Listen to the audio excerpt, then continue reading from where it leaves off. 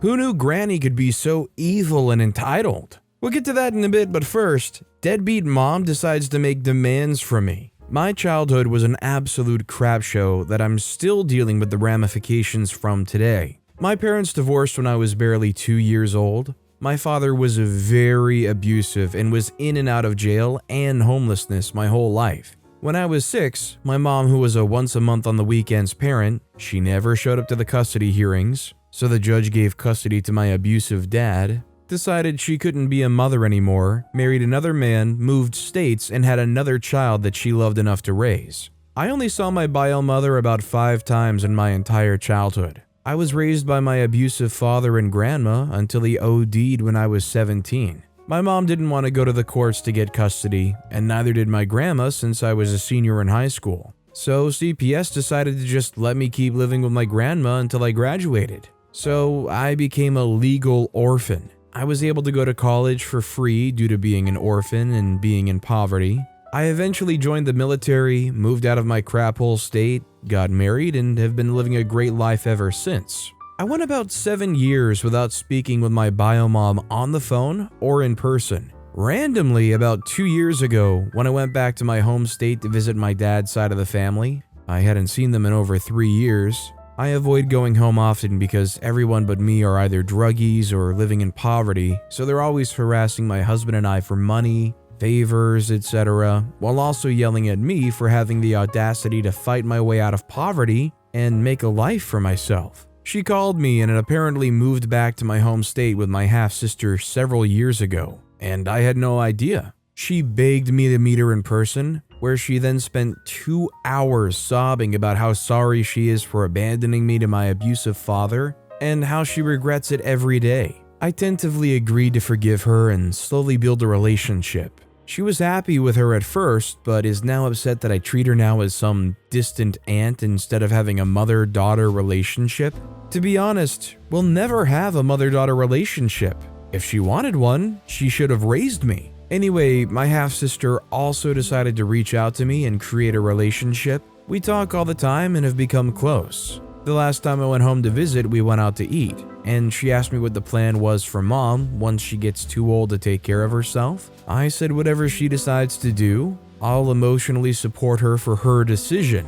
She asked what I meant, and I said I have zero plans to financially or physically help my mother in any way. She didn't raise me. She doesn't get the joy of having her oldest daughter take care of her in her old age. My half-sister was very upset with me and ran and told my mom, who then decided to start blowing up my phone, saying that she apologized and is trying. But that doesn't mean I can abandon her in her time of need. I just laughed and hung up the phone. My husband freaking hates her and only puts up with her at all because of me. I don't know where this audacity is coming from.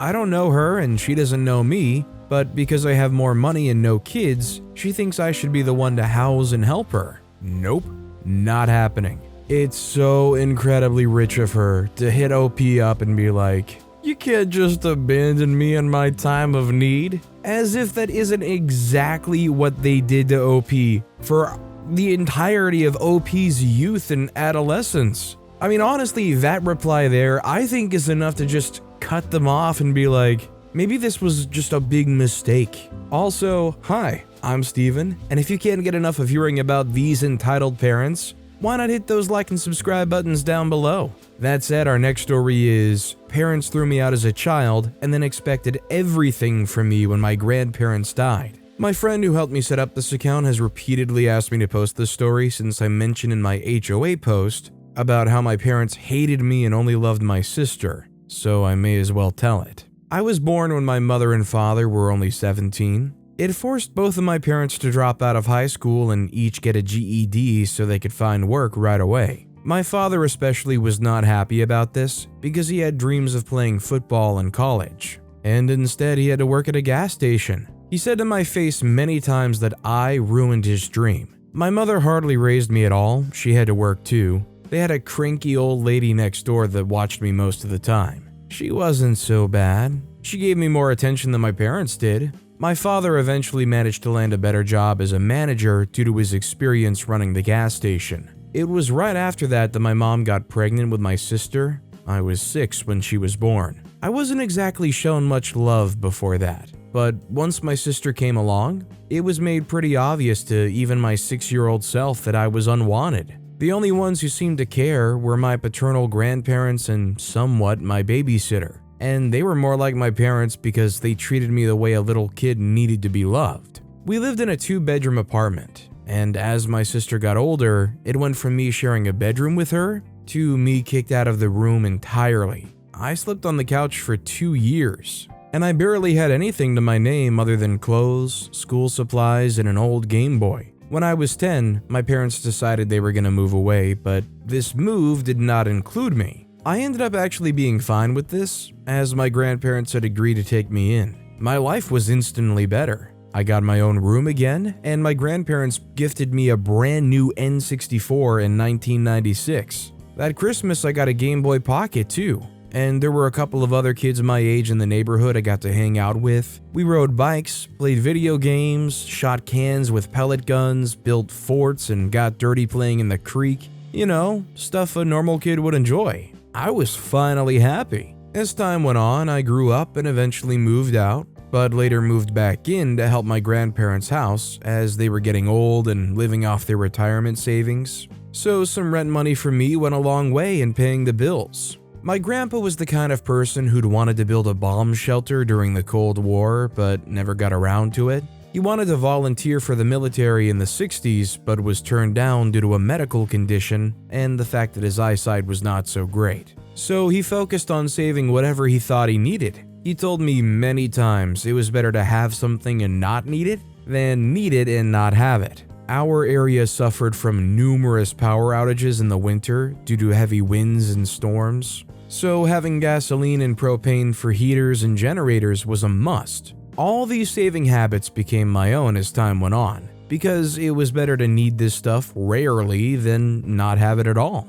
Of course, there was the HOA bothering us, but that's its other story. The problem is, about 5 years back, my grandma died suddenly, and my grandpa was heartbroken. He also went about a year and a half later. Pretty much everything they owned was willed to me. Their savings, their house, their vehicles, their stuff, everything. The house was long paid off, and Grandpa knew how to keep up with its maintenance. In fact, after Grandma died, he kind of doubled down on renovating the place. He had the roof redone, the house was repainted by us inside and out, and we fixed a lot of little things. Grandpa's neighbor George even came by to help redo the plumbing. Ironically, the HOA was rather happy with these changes because the house didn't look run down anymore. One morning I was fixing breakfast and my grandpa never came downstairs. You couldn't keep the man from his bacon, so I went to check on him and he wasn't moving. I called 911 and the paramedics came, only to tell me he'd passed in his sleep. My parents made Grandpa's funeral a crap show. They didn't bother to show up for Grandma's, they were too busy. And at Grandpa's funeral, they didn't seem to grieve at all. My sister also showed up wearing a brightly colored designer dress, which I wasn't happy about as it was a church clothes only function. I noticed my parents repeatedly whispering to each other and glaring at me whenever I looked at them. Come to find out at the will reading that my parents knew that they'd been disinherited long ago for their treatment of me, and they thought it extremely unfair I got everything. They threatened to sue me to contest the will.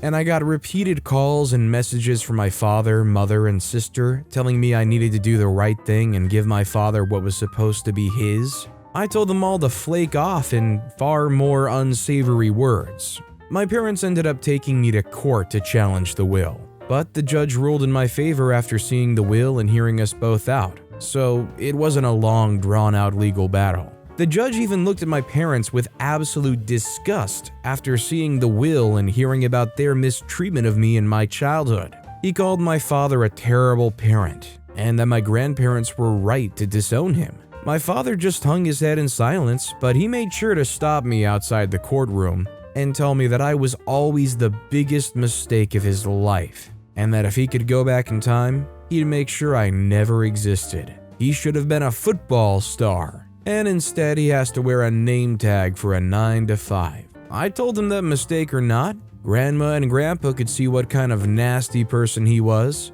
I didn't ask to be born, and the only real love I ever got was from my grandparents. and he was no father of mine anymore. I got a few more threatening and harassing phone calls, as well as some letters from my parents, all demanding money among other things. But over time, they just stopped because I completely stonewalled them. Never responded to the emails or letters, and I stayed silent during the phone calls. A few times, I just left the phone sitting on the counter with them, ranting until they realized I wasn't listening. Aside from not getting the house or money, my parents seemed particularly irked that they couldn't even get a rise out of me. But I was prepared to go to war against them, and they knew it. So in the end, they just left me alone. From what I know, looking at Facebook the past decade, my sister tried to get into modeling, got married, had 2 kids, got divorced, and is currently unhappy working a job she feels is beneath her. My mother currently works retail and is also vocal about her disdain of it.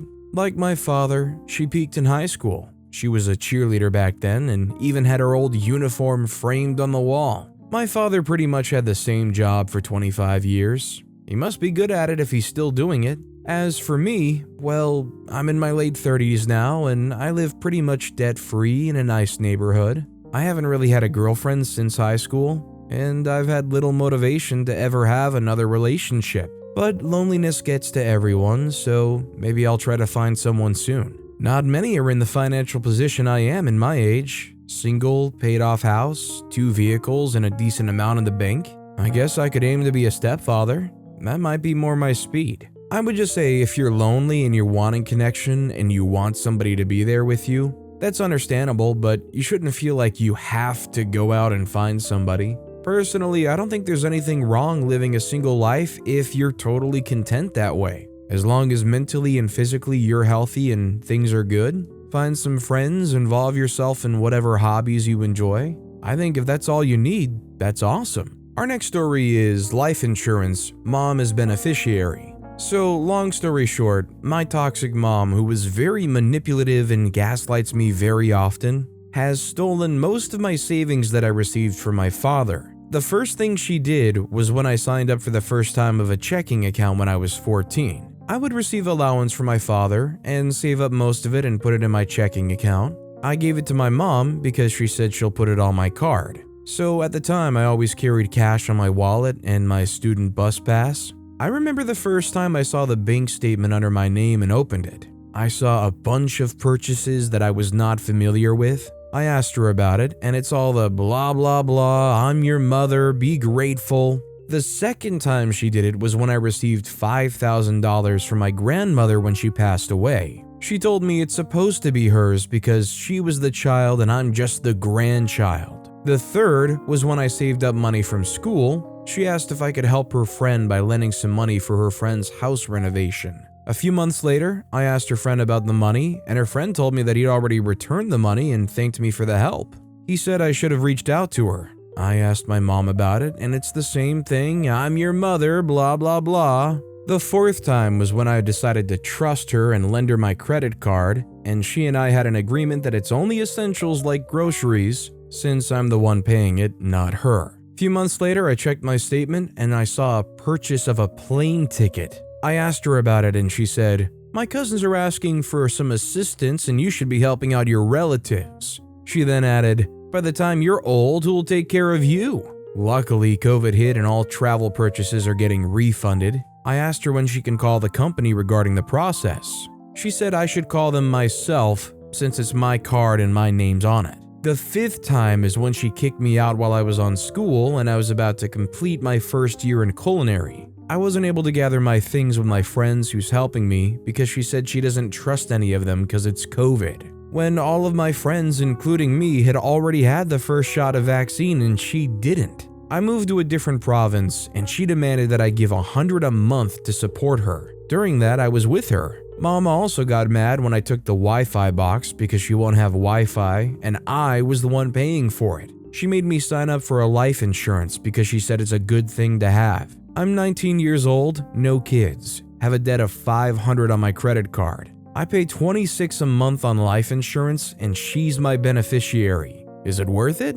Honestly, it's kind of concerning that she would say, get a life insurance, make me, your mother, your beneficiary. Unless you have somebody else you would be happy making the beneficiary because $26 a month isn't that bad. Unless there's that, I would go and immediately cancel it without mentioning it to anybody, and after it's canceled, make it well known that you did cancel it. I mean, to me, this just sounds like a developing story of a Forensic Files episode. This next story is, Karen lets her kids wake everyone up at 2 a.m. So I've just come back from a coach trip from the UK to Disneyland Paris. It was a wonderful trip, apart from one family who decided they could do whatever they wanted with no consequence. To set the scene, me and my two friends have just arrived at the bus stop and are waiting for the coach. In front of us is a family of 4 adults and 3 children, a young girl around the age of 10, a boy also around the age of 10, and a teenage boy. All 3 are sat on the floor and are attempting to play a card game.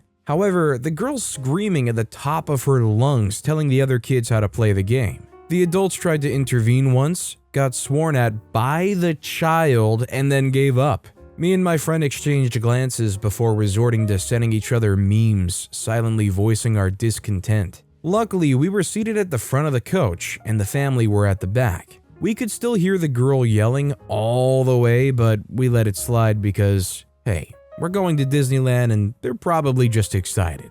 We went on to have a wonderful couple of days in Disneyland, completely forgetting that this family even existed, until it was time to come home. You see, dear reader, we are broke, so we had booked a coach that left Disney at 8 p.m., arriving back in London at 4:30 a.m. It's a given that you'd want to sleep on the coach. Well, as we waited for our coach to come and collect us, there we were reminded of that child's piercing screams and shrieks as she ran around the car park and in front of cars, whilst the adults once again did nothing. My friends and I exchanged worried glances, but it was only the beginning. Once on the coach, people started pulling out neck pillows and blankets, ready to attempt to sleep, but not that family. They talked loudly about their trip and complained that the coach driver hadn't put the radio on for us. People were already grumbling, but the family paid them no mind. When we reached Calais, it got worse.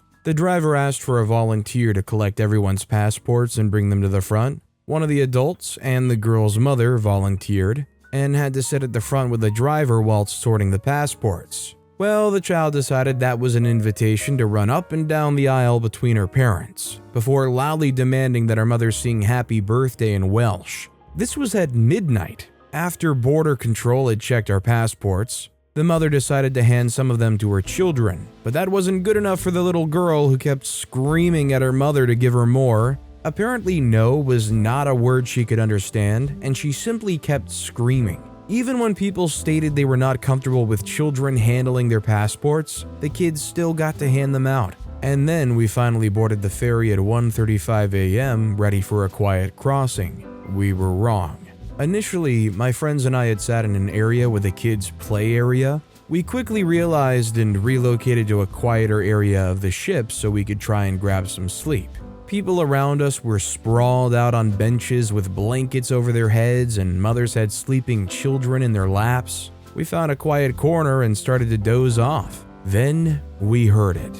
That same piercing shrieking, all from that girl. They were running up and down the length of the ship, shouting and shrieking as they went. People were being startled awake every single time they went by. Other children were beginning to cry because they were tired. The teenage boy was literally winding up the younger two, making them shout even more. The adults of the group were absolutely nowhere to be seen. Eventually, I snapped. After a particularly piercing shriek, I yelled, "Quiet, please! It's 2 o'clock in the morning and people are trying to sleep."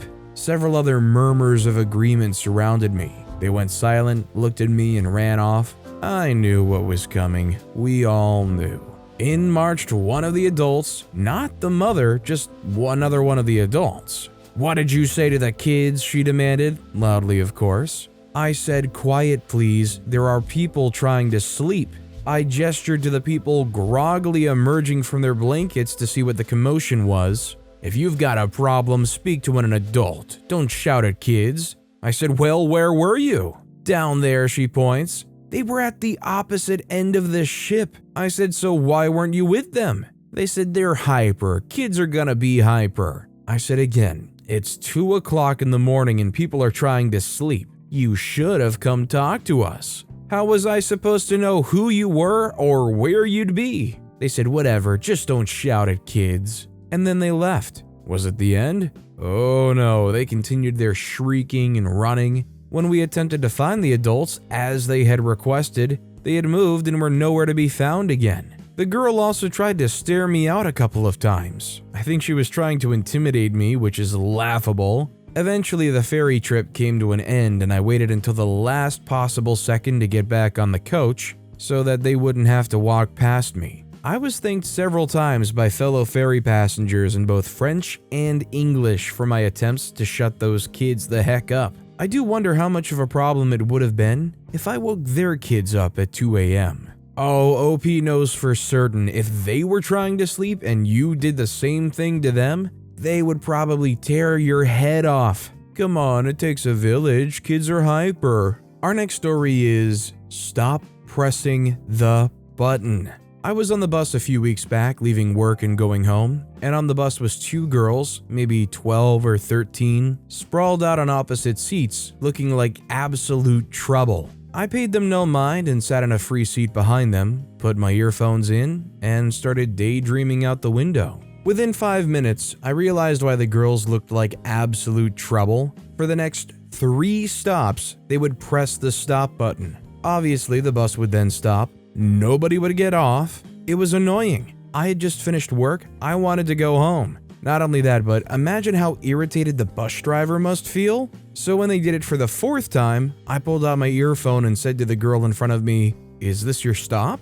She immediately looked startled that she'd been caught out. "No." "Then stop pressing the button. It's annoying." I was then confronted by their mother. "It's not your job to tell them off. Try talking to the parents first." I'm not an angry person, but the utter rage I felt was unreal. Maybe if you did your job as the parent, strangers wouldn't have to intervene. Oh my god, she didn't like that. She went utter bat poop over being called out on her crap parenting. Luckily, a few other passengers agreed and stuck up for me, forcing the mother to shut up. The mother and her girls then got off the bus like 6 stops later. Had I even known that she was the parent, I would have said something to her first. But she was practically ignoring the girls and playing on her phone the entire bus ride. Honestly, the cheek of some people. This is 2 stories in a row now where the parents go, "You should speak to their parents first," when you have no clue who the kids are, who their parents are,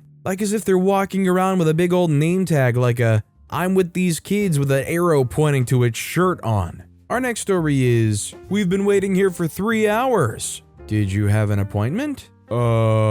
Back when I was a high school freshman, me and my mom went to the doctor's office to discuss how to treat my recently diagnosed acid reflux. Me and my mom were in the actual office waiting for the doctor to come in to talk to us. Everything was going well, though it was taking a bit of time for the doctor to show up, until we started to hear the sound of raised voices. Being the noisy people we are, we listened. It was a disgruntled father who was berating a nurse about how he and his daughter have been waiting to be seen for 3 hours now. If he had an appointment, this anger would be understandable, but apparently his poor daughter had gotten sick at school, and the father had taken his daughter to be seen that day with no prior appointment. I get being frustrated, but there isn't much the nurse can do. Doctors' offices are busy, and if you don't have an appointment, you're gonna be waiting a while. This father was yelling at the nurse, repeating the words, "We've been waiting for 3 hours" over and over. He also said, "I shouldn't even be billed for this visit."